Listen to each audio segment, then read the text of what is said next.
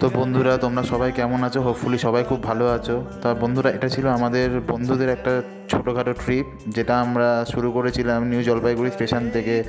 আমাদের যাত্রাটা ছিল কালুচ ভ্যালির পথে। তো আমরা মিরিক হয়ে সেই পথেই যাত্রা শুরু করেছিলাম। তো সেই যাত্রার পথে কিছু প্রাকৃতিক সৌন্দর্যের অবকাশ তোমাদের সামনে আমি তুলে ধরেছি আমার ভিডিওর মাধ্যমে।